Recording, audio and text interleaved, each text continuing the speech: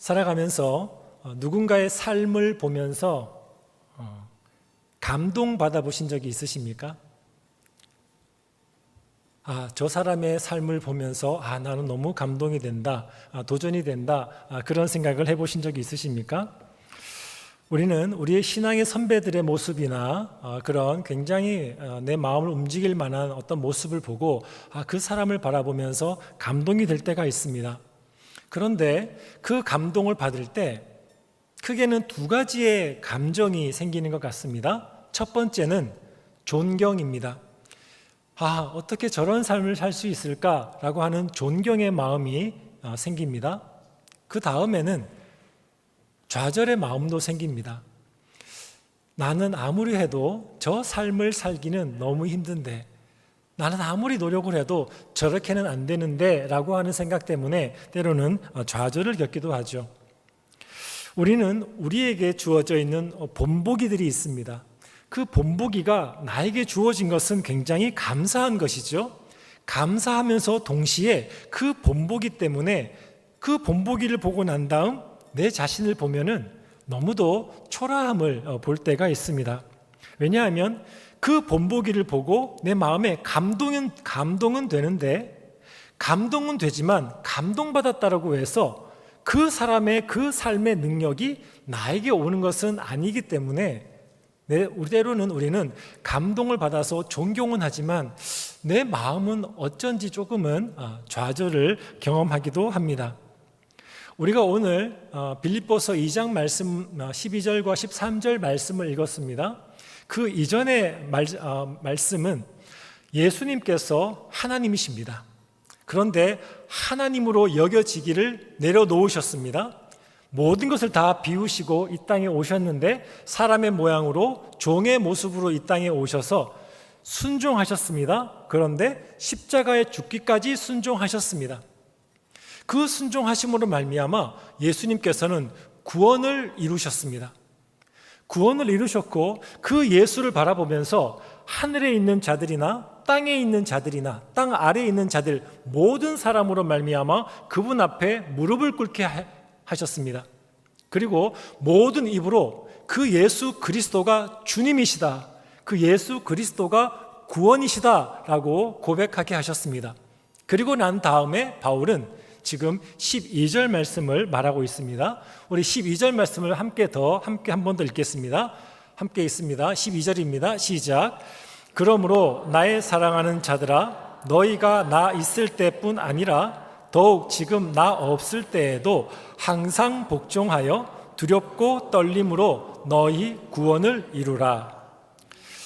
예수님처럼 그렇게 순종하고 죽기까지 복종을 해야 내가 구원을 얻을 수 있을까?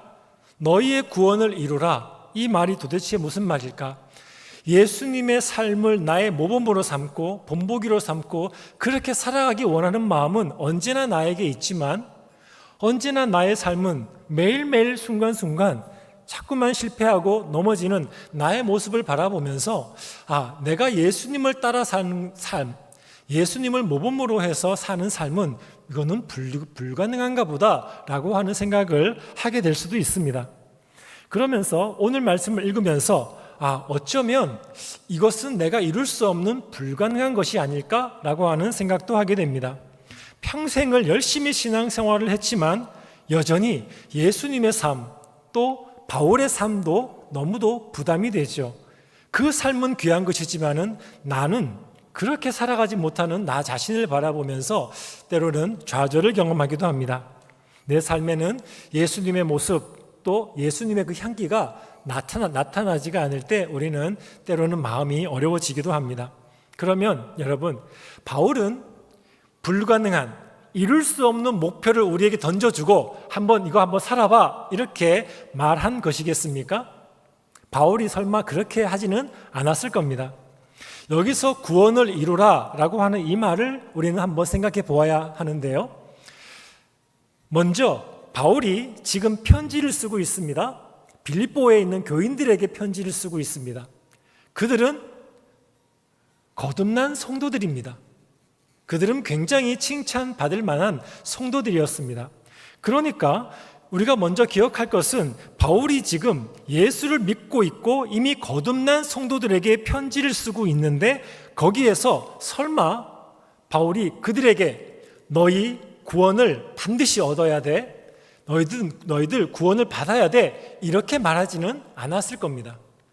이 말의 의미는, 이루라 라고 하는 말의 원래의 의미는 이미 있는 것을 열심히 끝까지 캐내어서 열매를 맺으라, 이 말입니다. 없는 것을 이루라는 것이 아니라, 여기서 말하는 이 이루라라고 하는 이 원래의 헬라어 의미는 그 당시에는 그렇게 쓰였다는 겁니다.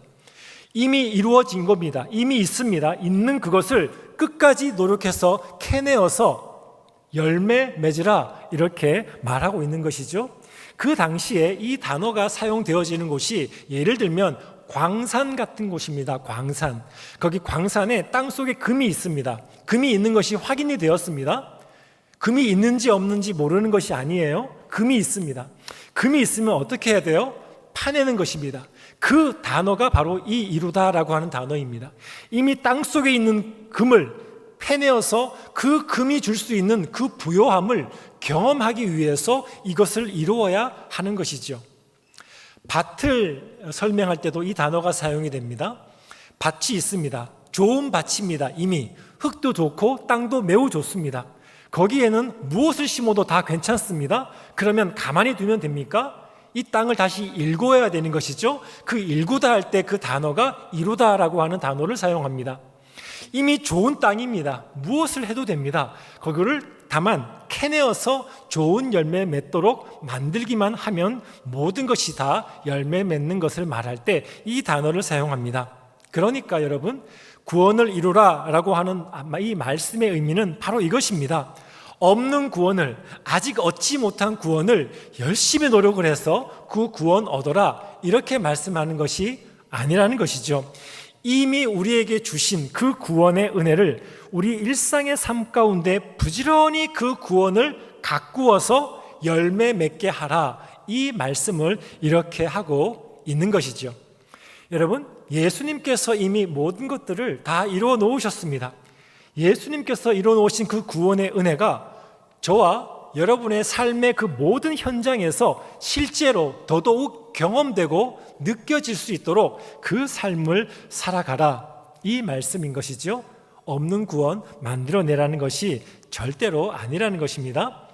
그러나 그럼에도 불구하고 이 삶도 굉장히 어렵죠. 이미 구원을 받았지만 내 삶 가운데에서 그 구원의 기쁨이 넘쳐나서 열매 맺고 내 눈에 보이고 그 기쁨이 내 삶 가운데에서 넘쳐나는 열매로 나타나게 하는 것도 굉장히 어렵습니다. 왜냐하면 우리의 현실이, 저와 여러분의 삶의 현실이 그렇기 때문에 그렇습니다. 그러나 이 구원을 이루라, 이미 주어진 구원을 내 삶의 현장에서 마음껏 열매 맺게 하라, 아름답게 보여지게 하라 라고 하는데, 그 방법이 나의 힘과 나의 의지와 나의 노력으로 하라고 말씀하시지 않고 오늘 13절에서 그 말씀을, 그 방법을 말씀해 주고 있습니다. 우리 13절을 함께 한 목소리로 읽겠습니다. 시작. 너희 안에서 행하시는 이는 하나님이시니 자기의 기쁘신 뜻을 위하여 너희에게 소원을 두고 행하게 하시나니. 우리 안에서 일하시는 분이 계십니다. 하나님은 우리 안에서 일하시고 우리는 바깥으로 이것을 이루어 가게 된다는 것이죠. 이것은 나 혼자 감당해야 할 어떤 숙제가 아니다, 이렇게 말씀하고 있는 겁니다. 하나님이 먼저 우리 안에서, 저와 여러분들 안에서 일하고 계십니다. 그리고 우리는 하나님이 일하셨는데 그 하신 일에 응답하면 되는 것이죠. 이러한 삶을 우리는 성경에서 볼 수 있는데, 여러분 요셉을 기억하실 겁니다. 요셉은 이집트의 국무총리가 되었습니다. 요셉의 삶을 보면 요셉은 야곱의 아들로서 굉장히 많은 사랑을 받았습니다. 그래서 다른 아들에게는 주지도 않았던 그 채색 옷을 입혀줍니다. 그 아버지 야곱이 아주 특별하게 자랐습니다. 좋은 겁니다. 많은 사랑을 받는 것, 그리고 채색 옷을 입는 것. 여러분, 그 수천 년 전에 알록달록한 옷을 입는다는 것이 보통 쉬운 일이 아니었을 겁니다. 형제 중에서도 아무도 그런 옷을 입은 형제들이 없었습니다. 이 요셉만 그 옷을 입었던 것이죠. 좋은 겁니다. 좋은 옷도 입고 많은 사랑 받는 것, 좋은 것입니다. 특권이었습니다. 그러나 채색 옷을 입기 때문에 한계도 여전히 있습니다. 어떤 한계이겠습니까? 많은 사랑을 받고 다른 아들들은 그 사랑 받지 못하는데 특별한 사랑을 받다 보니까 굉장히 이 요셉은 자기 중심적인 아이로 성장을 하게 됩니다. 그래서 형들이 잘못을 합니다. 그 잘못을 아버지에게 고자질합니다. 자기가 꿈을 꿉니다. 그 꿈을 형들에게 눈치 없이 다 말합니다. 그러면서 내가 얼마나 특별한 존재인지를 아무런 스스럼 없이 그냥 다 말하고 다닙니다. 자기 자신이 얼마나 특별한 존재인지를 늘 말하고 다니는 것이죠. 여러분, 요셉이 만약에 이 채색 옷을 입고 계속 그대로 자랐다면 요셉은 그저 철없고 말 좀 안 듣는, 그리고 자기 멋대로 하는 부잣집 아들, 딱 그렇게 자랐을 겁니다. 그러나 하나님께서는 그 채색 옷을 벗기기를 원하셨습니다. 그래서 어느 날 갑자기 요셉은 모든 상황이 갑자기 변해서 노예의 옷을 입기 시작을 합니다. 그리고 또 시간이 지나서는 죄수의 옷을, 억울하게 죄수의 옷을 입습니다. 그리고 난 다음에 노예의 옷을 입는 시간과 죄수의 옷을 입었던 그 시간을 통해서 요셉 안에 있었던 모든 교만, 자기 힘, 자기 의지, 모든 특권의 옷들이 다 벗겨지기 시작을 했습니다. 마침내 요셉이 노예의 삶을 끝내고 또 감옥에서 죄인의 삶을 끝내고 밖에 나왔을 때 그때의 모습은 과거의 채색 옷을 입고 형들의 잘못을 아버지에게 고자질하던 그런 요셉의 모습은 전혀 없이 이집트의 국무총리가 되기에 부족함이 없는 요셉으로 자라게 되었습니다. 그리고 요셉은 가뭄과 기근으로 멸망할 뻔했던 이스라엘을 구원해냅니다. 여러분, 모세를 우리가 한번 생각해 볼 수 있습니다. 모세는 공주의 아들로서, 즉 이집트의 왕자로서 삶을 살았습니다. 그의 지식과 그의 특권과 능력과 힘은 엄청났을 겁니다. 그는 자기 힘으로, 자기 능력으로 못할 것이 없었을 겁니다. 그래서 자기 동족을 구하려고 했습니다. 무엇으로요? 자기 능력으로, 자기 힘으로. 그리고 한 사람을 죽이게 되고 갑자기 그 모세는 광야의 삶을, 그리고 도망자의 삶을 살기 시작을 합니다. 과거에 그는 왕자의 옷을 입고 살았습니다. 그러나 어느 날 갑자기 이제 광야에서 목자의 옷을 입고 40년을 살아갑니다. 그 시간 동안에 그에게 있었던 모든 인간적인 지식들, 인간적인 능력, 특권, 권력, 이 모든 것들이 다 내려놓게 됩니다. 그리고 하나님께서 그에게 찾아가십니다. 훗날 그에게 찾아가십니다. 갔을 때 그 모세가 한 말은, 하나님, 저는 아무것도 아닙니다. 하나님, 저는 말도 할 줄 모릅니다. 하나님, 저는 입이 뻣뻣합니다. 제가 할 수 있는 것은 아무것도 없습니다. 라고 말하는 겸손한 모세가 되어 있습니다. 과거의 그 모습이 아닌, 여러분, 왕자였습니다. 왕의 가문에서 공주의 아들로서 삶을 살았습니다. 그러나 40년의 시간이 지나고 난 다음 그는 자기 힘으로는 아무것도 할 수 없는 사람이 되어 있었습니다.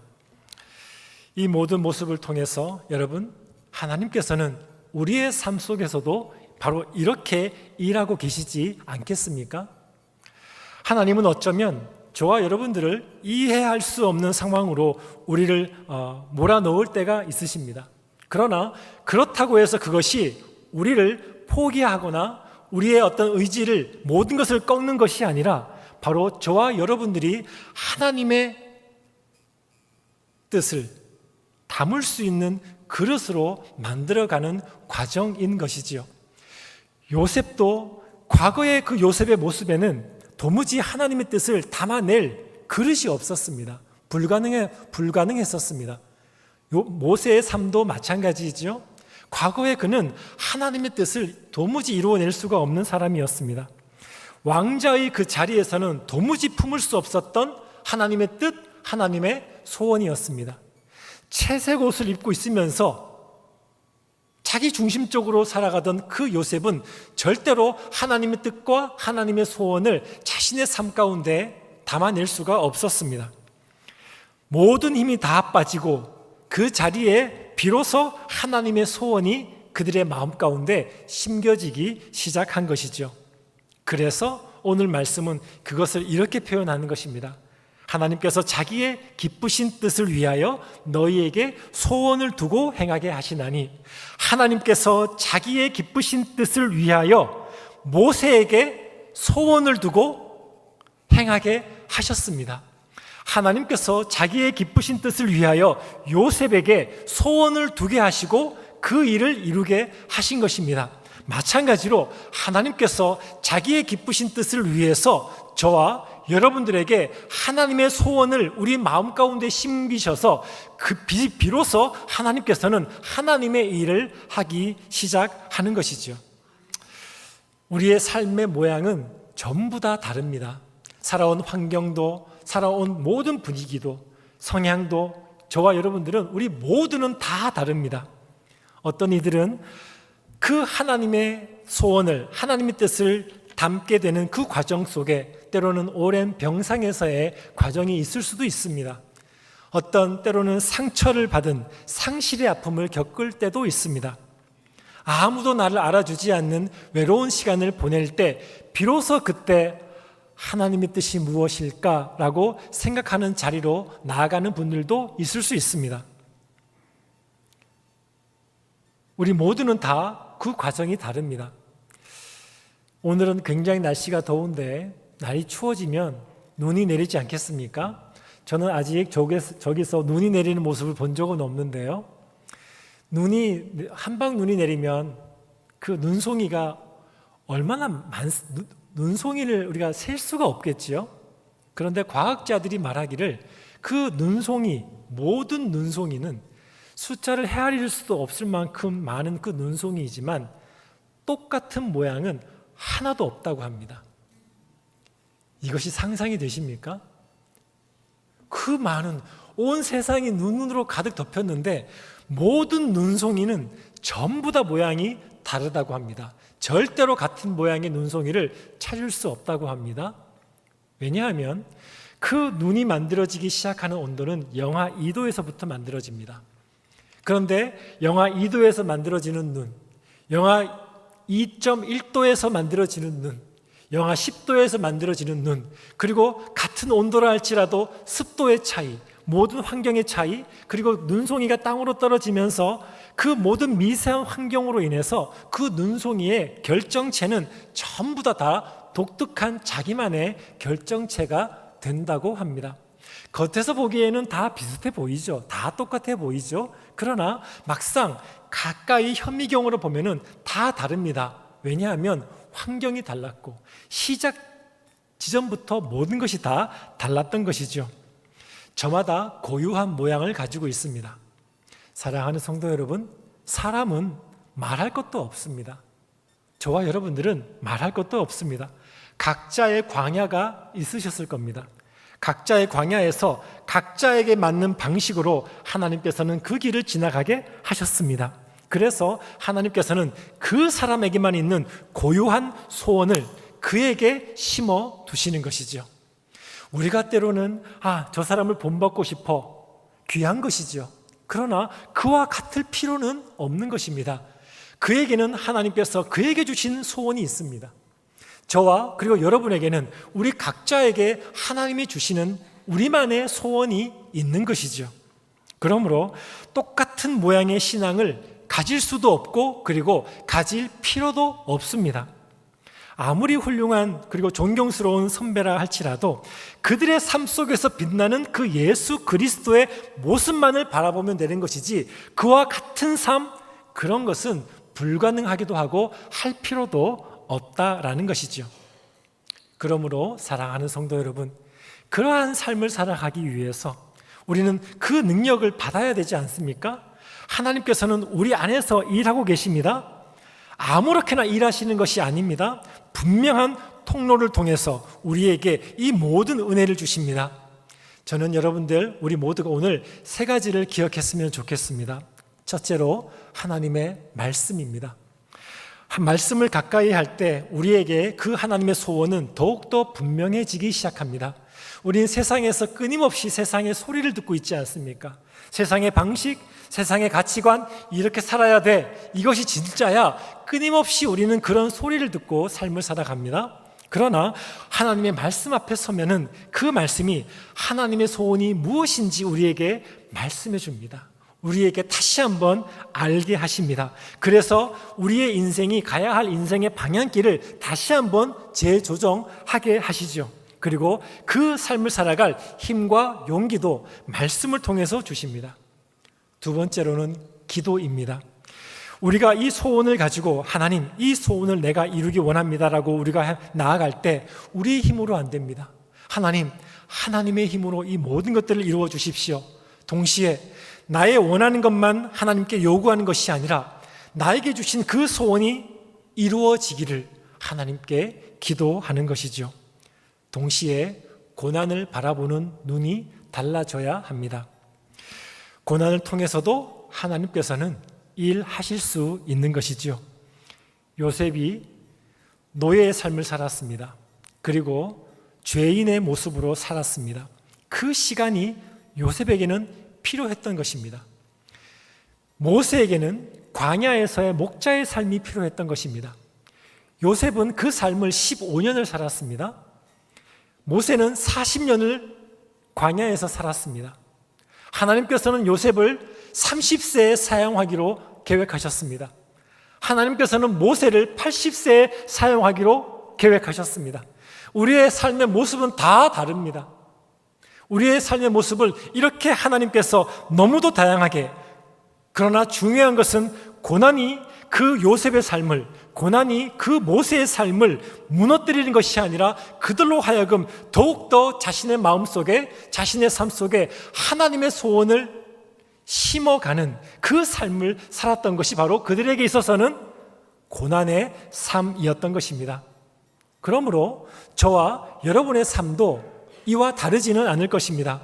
크기의 차이는 분명히 있을 겁니다. 우리 아플 때, 우리가 부족할 때, 우리가 넘어질 때 우리는 더욱더 하나님을 의지하게 되고 그 의지함 속에서 우리는 더 깊이, 더욱더 정교하게 빚어가게 되는 것이 저와 여러분들인 것이지요. 그래서 연약할 때 더욱 강해진다라고 하는 이 바울의 말씀은 진짜인 것이죠. 고린도후서 12장 10절 말씀을 우리 함께 한 목소리로 읽겠습니다. 고린도후서 12장 10절 말씀 시작. 그러므로 내가 그리스도를 위하여 약한 것들과 능력과 궁핍과 박해와 곤고를 기뻐하노니 이는 내가 약한 그때의 강함이라. 여러분, 정말 그런 것이죠. 모세에게 있어서 그 40년의 광야가 있었던 것은 약한 그를 강하게 하시기 위함이었습니다. 말썽꾸러기 요셉이 어떻게 국무총리로서 이집트 그 나라를 이끌 수 있었겠습니까? 약한 그 노예의 삶과 그 죄인의 삶을 그 안에서 빚어졌기 때문에, 그러면서 그 과정을 통해서 하나님의 소원을 자기 안에 품었기 때문에 비로소 요셉은 그 삶을 살 수 있었던 것이죠. 사랑하는 성도 여러분, 그러나 우리가 오늘 하루 결정한다고 해서, 오늘 결심한다고 해서 내일 그 삶을 살아가게 되지는 않을 겁니다. 우리는 끊임없이 넘어지고 또다시 일어서고 또 넘어지고 또 일어서는 그 일들을 끊임없이 반복하게 될 것입니다. 우리의 신앙의 여정은 언제나 그렇습니다. 그 가운데 하나님께서는 하나님의 한 가지 소원을 저에게, 그리고 여러분 각자에게 그 여러분의 삶 가운데 넣고 여러분 삶 가운데 심기우고 계시다라고 하는 이 사실을 우리가 잊지 않는 것입니다. 그러므로 여러분, 우리는 서두르지 않아야 합니다. 동시에 누구와 비교할 필요도 없습니다. 하나님께서 나에게만 주신 그 광야의 과정을 통해서 나에게만 주신 그 소원이기 때문에 절대로 다른 사람을 비교하지 말고, 혹은 다른 사람들을 판단하지 말고 나에게 주신 그 소원을 이루어가는 우리 모두가 되어야 하는 것이죠. 우리에게 각자의 계획을 가지고 계십니다. 모세에게는 80세였습니다. 요셉에게는 30세였습니다. 속도도 다릅니다. 모습도 다 다릅니다. 그러나 한 가지, 두렵고 떨리는 마음으로 하나님께서 이루신다라고 하는 그 확신 한 가지를 가지고 나아가는 것, 우리가 해야 할 일인 것이죠. 너희 안에 착한 일을 시작하신 그분께서 그리스도 그 예수의 때에 반드시 이루실 줄을 내가 확신한다. 그 확신을 우리의 확신으로 만들어서 우리에게 반드시 실패하지 아니하시는 하나님께서 우리를 그 자리로 이끌어 가시기를, 우리도 확신 가운데에서 믿음으로 살아가는 우리 모두가 되기를 간절히 바랍니다. 하나님은 실패하지 않으십니다. 요셉의 삶 가운데 실패한 적이 얼마나 많이 있습니까? 모세의 삶 가운데 얼마나 많은 실패가 있었습니까? 그러나 그들의 결국은 하나님은 그들을 통해서 실패하지 않으셨습니다. 그러므로 스스로를 향해서, 그리고 우리 각자 지체들을 향해서 조급해하거나 낙심하지 말아야 합니다. 완벽해서 우리가 앞으로 나아갈 수 있는 것이 아닙니다. 내 안에서 지금 일하고 계신 그분이 하나님이시기 때문에 우리가 그분을 믿고 나아가는 것이죠. 이 믿음으로 한 주도 우리 인생을 승리하시는 여러분 모두가 되기를 예수 그리스도의 이름으로 축원합니다. 아멘.